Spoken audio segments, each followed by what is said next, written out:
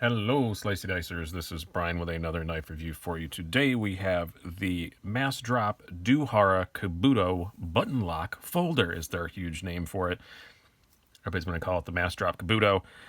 It is designed, as the name would indicate, by Dew Hara. He's the son of Koji Hara, who is a Seki City, Japan knife making god.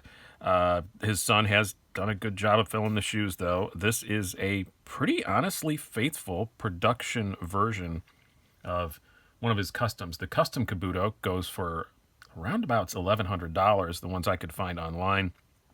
This one starts at $140. This one is a bit more. It's $50 upcharge for the carbon fiber, and then also there's a rosewood version that's a bit more. I'll go into all the exact versions here in just a moment. But the overall design, very, very faithful. The only real visual difference from, 2 feet away is one of Dew Hara's signature things is these scallops on the blade, which they put a few on here just to, give an homage to that. But on the customs, they're all cut down much farther and much longer along the blade. Honestly, this probably makes the knife more practical, having a more standard, just saber, grind rather than all those scallops. But if you're cutting, long distances of material, I'd imagine you'd prefer it just to be like this. It's named the Kabuto because it's named after like the helmet that Japanese warriors wear. So it has this layered look, like the layered armor that samurais and stuff, used. I think it looks pretty damn cool. I do have to say, I really like it. And especially in this carbon, I think it looks every bit as good, if not better, than all the custom ones that I've seen. It's a really gorgeously made knife. By the way, made by We Knives. I don't think they say it on the site, but I've had enough Massdrops. I recognize the packaging that it comes in. Titanium liners, S35 VN steel. As I said, you get in this carbon fiber, a rosewood, which is $20 more than the standard. The standard ones, the $140 configurations, are a slate, which is like kind of a bluish gray G10 with a stonewash blade, which actually is really nice looking if you want one as a user. And then they have a black G10 with either the satin blade or a PVD coated black blade. And then they have a red with the PVD coated black blade. All of them look cool. I like this one and the slate gray with the stonewash. This was provided to me by Massdrop, by the way. I forgot to say that right up front. So this was provided to me by them. And when they asked which ones I wanted, I said the slate gray or this one. And this is the one they sent. Very, very cool design. It is gorgeous for sure. I love the look of this kind of... This is a separate piece, by the way. I did take this knife apart, and that is a separate piece. Which is kind of neat around the pivot, like this separate pivot collar. There's the word I was looking for. It finally came to me. Yeah, that Kabuto helmet style texturing on the G10. It is a gorgeous thing. The only design thing, like, I can criticize Dew Hara. He makes some great stuff, but I don't get why those holes are there. That's my only tiny little criticism that I have. But very, very pretty thing. The pocket clip even looks cool. Doesn't work as great. We'll get to that later. I did have one huge flaw with this clip. Well, two flaws. One is huge, one not so much. But the huge one I figured out how to fix very, very quickly, and I will explain that. It's unfixed at the moment, but I'll explain how I fixed it when we get to it. Keen-eyed people can probably already tell what it is. But very, very nice knife. Let's do some stats and size comparisons before we get too much farther into this very interesting piece, as Nick Shabazz would say. We have an overall length of 8.3 inches, blade length of 3.5. You have a blade thickness of 0.16 inches. You have a handle thickness of 0.7 inches. So yes, it is a pretty fat handle. And a weight of, it varies. It's 3.8 ounces for this carbon fiber one I have here. It's 4.1 for the G10. And the rosewood version is the lightest. That is 3.6. So not at all a bad weight or anything like that. Now let's talk, do some size comparisons, then we're getting into some stuff. Getting ahead of myself here because there's so much I want to talk about this knife. It is such an interesting knife. Whether you want one or not, it is very interesting. You have against the Benchmade Griptilian, the full-size version. Just a little bit bigger than that. You see, it's not a giant knife.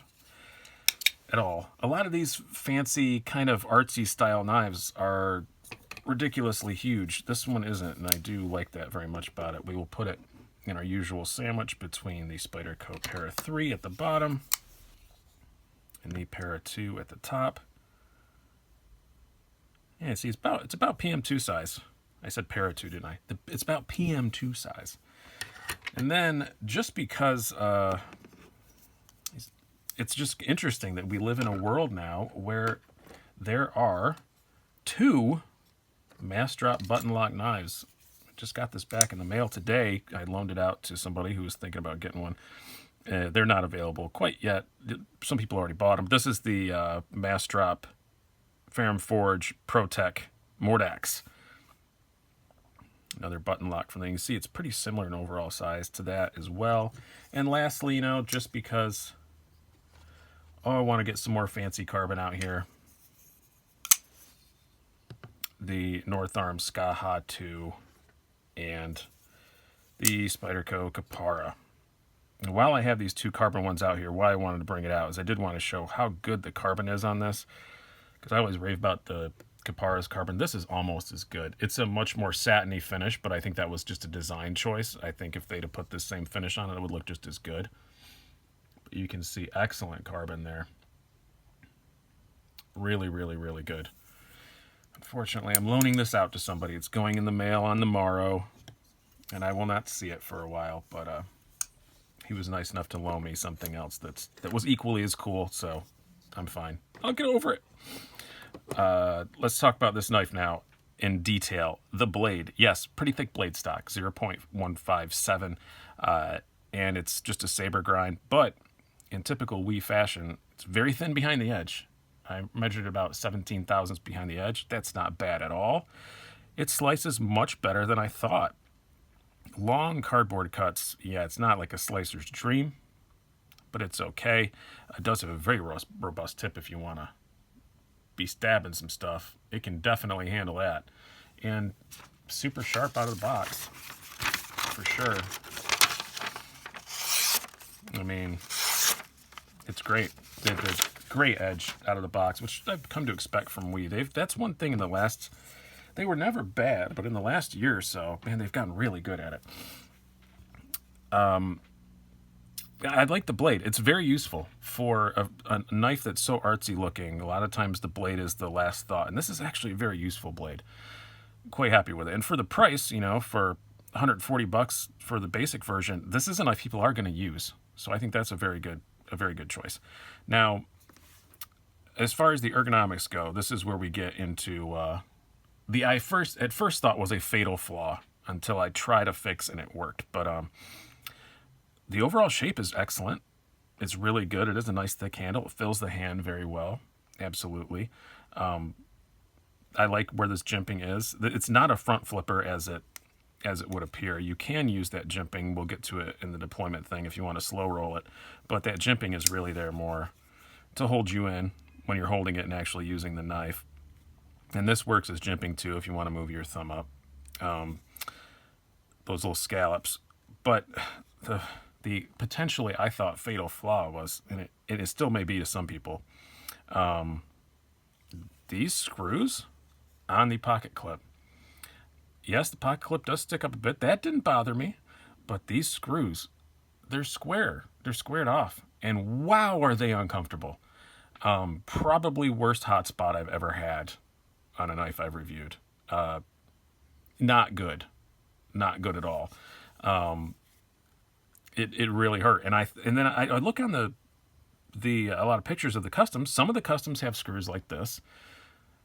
Some of them have no pocket clip at all. Some of them have what I did to do the review, and I will do again as soon as this review is over. Screws like this. These are just like, I think these are Benchmade ones. We're knife nerds. We have drawers full of these things. And I just took those little squared off bolts and put these more rounded off ones in there, and it was fine then. You could still feel the clip for sure, but it got to a point where I wouldn't call it a hot spot anymore. It's just these screws. And I don't know why, though. I don't know why. I did take it apart and thought, well, maybe I'm just going to take the clip off, but I can't figure out what's going on between these standoffs. As you can see, they're different in diameter. So I assumed these were really long bolts, and then I would just take them out and I could take the, just take the pocket clip completely off. But no, it doesn't. I don't know what is up, if those two are screwed together or if they're shouldered or whatever, but I couldn't even get them out. I didn't take pliers to them or anything like that. Maybe you can take them out if you use pliers or twist them or something like that. Maybe they're screwed together. I'm not sure how those go on there or don't. But I'd rather have a pocket clip on it than not anyway, because it's not that small of a knife. So yeah, as soon as this is over with, I'm just taking those back off again, putting some more standard kind of T6 screws on it.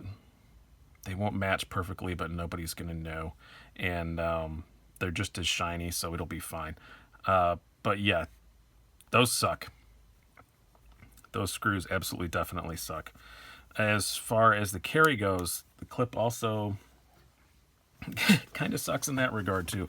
It's not as bad because, and I'll explain, it is extremely high carry. There's a whole lot of knife sticking out of there. You can get your hand right by it. Absolutely. There's no flipper tab sticking out, it goes right by. It's super easy. The weight on it's fine. It slides in and out fine, but you're just left with, what is this, 3/4 of an inch sticking out. I don't like that for my personal use, but I will say, if you're carrying a knife that looks like this, you probably don't care too much about being discreet. This is not the knife of a cautious man, I will say, or a modest man. Yeah, this is not the knife of a modestly dressed man. So, okay, if you're carrying this, you probably want people to see it. So I'm not going to ding it too much on it carrying so high, but it's just something that has to be noted. Action on it is great. It's a button lock, and it's a damn good one. I did tear this apart to mess with those standoffs, but I did not oil or lube anything. I just put it right back together, and it's smooth as could be. It's honestly 95% as smooth as that ProTech Mordax, which is the smoothest button lock I've ever handled. And yes, it does have this jimping up here, which a lot of people think is for a front flipper. It is not, because it's a button lock, so it's locked. You can't do it. Same with these thumb studs. These thumb studs are useless. They're not really thumb studs. They're more, I want to say they're blade stops, but they don't even touch anything. But it does work like this if you want to slow roll it. That jimping works great for that. And I think that's, and it's there, I think, more for ergos, but you can use it for that. I guess you can. I was able to do it a few times. I can't do it now. It's not even worth trying. Yeah, you can if you have to push the button and push the thumb stud at the same time. I have no idea why you would do that when you can just do that. I get why you do this, because it's super easy and just to not look murdery and like you have a flippy knife in your pocket or whatever, but a gravity knife, but flippy knife, technical term. But yeah, so what is my conclusion on this? I do like it. It's more than I expected to. From the pictures, I thought it was going to be a front flipper too, and it wasn't. And duh, it's a button lock. Of course it isn't. So I should have realized that. But that pocket clip thing really, really pissed me off initially, until I figured out that you could just swap the screws out. Is that acceptable? That's up to you. It's not a deal breaker for me, especially if you're getting the G10 $140 one. That's probably what I would go for, honestly. $50 for carbon fiber is asking a bit. It's really nice carbon fiber, but most knife companies, $50 extra for carbon, you wouldn't say much, but with Massdrop, it's usually not that big of an upcharge, for custom things. The rosewood one actually also appeals to me a lot too, but it does have the black PVD coated blade if you get the rosewood, which if they had the rosewood with the satin, that's probably the one I would go for, but they don't offer that. But it is more than an art knife, I will say. It's an artsy knife, but it is actually usable. Definitely, I would say it's more usable than something like a Wee Eschaton, Elijah Isham design. I have not played with the Araxis yet, but I know the Araxis is kind of also into this sort of category. Costs quite a bit more, but it's just not dramatically more, I guess, a bit more. But it's the same kind of thing, artsy and over designed in a good way, but still still usable. So if that's something that appeals to you, then yeah, I think this is a great knife. The quality is definitely there. I think the overall look is definitely there. Dew Hara's reputation is definitely there, you know, to make it worth investing something in him. Just cool little, and so many cool little details. I love that this separate piece for the pivot collar and stuff. It's just really nice looking. But I hope you guys have enjoyed this. I'm going to link down to Massdrop down below. I don't get anything kickback from that. It's just a link to where you can go buy one. They are currently available, as I said, as of this day, March 12th of 2019. So March 13th, sorry, of 2019. So hope you guys have enjoyed this. I've been Brian. Have a good one.